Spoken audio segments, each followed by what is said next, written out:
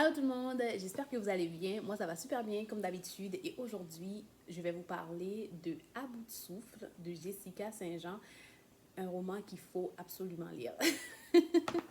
Je suis de retour avec le livre et je vais faire un petit résumé. Je ne veux pas trop révéler de détails. En fait, Jessica, le roman parle de sa vie.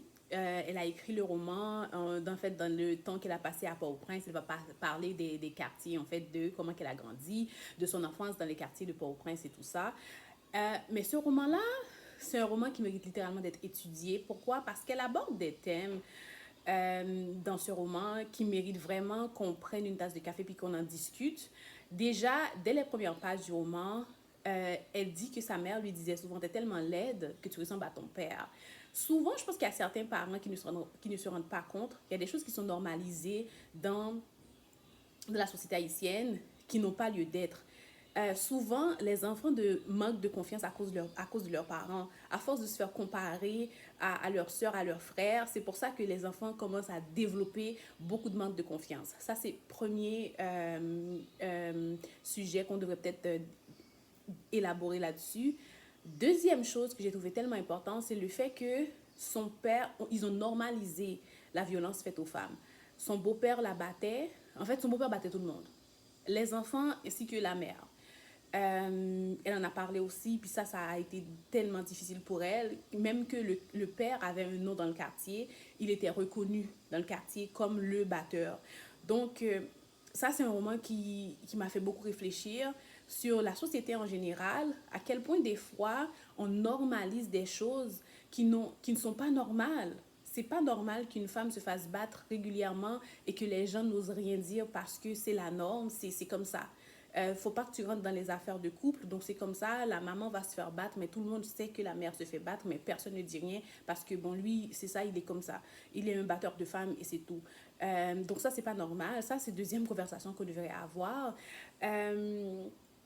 Et c'était tellement normal pour elle que même elle aussi, en grandissant, en vieillissant, elle a eu son premier copain et elle a subi beaucoup de violences, que ce soit violence physique, violence psychologique aussi. Donc, c'est un roman qui aborde des thèmes tellement importants.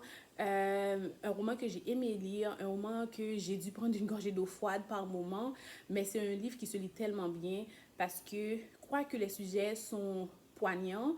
Euh, Elle écrit tellement bien, c'est tellement bien écrit qu'on peut continuer la lecture. Donc on n'est pas trop traumatisé. Hein. On n'est pas trop traumatisé. C'est un roman qui porte plus à réfléchir sur certaines choses de la vie. Et j'ai vraiment aimé cette lecture. Et le titre du livre est parfait, À bout de souffle. Alors, pas besoin de dire que j'ai aimé le roman. Quoique j'ai dit que le sujet était quand même assez... C'est un roman qui aborde des sujets quand même assez importants, des sujets quand même assez difficiles, mais j'ai vraiment aimé, j'ai adoré cette lecture. Et si vous avez la chance, si vous trouvez ce livre, n'hésitez pas à l'acheter si vous avez la chance. Croyez-moi, vous allez l'adorer. Et c'est un roman qui vous fera réfléchir aussi.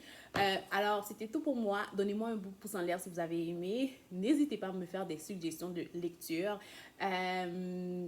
N'hésitez pas non plus à m'écrire si vous connaissez des auteurs ou d'autres gens qui écrivent, des auteurs ou des gens qui écrivent des poèmes, peu importe. Écrivez-moi, faites-moi des suggestions de lecture.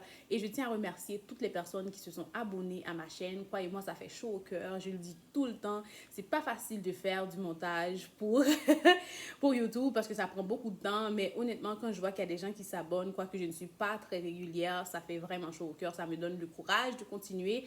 Et j'ai l'intention de continuer, je serai plus présente sur YouTube. Je sais, à chaque fois que je dis, ça traîne un peu, mais mon horaire est quand même assez chargé cet été, mais je fais quand même l'effort d'être là. Merci quand même, merci, merci, merci, merci, merci, merci. Et je dis bye et à la prochaine.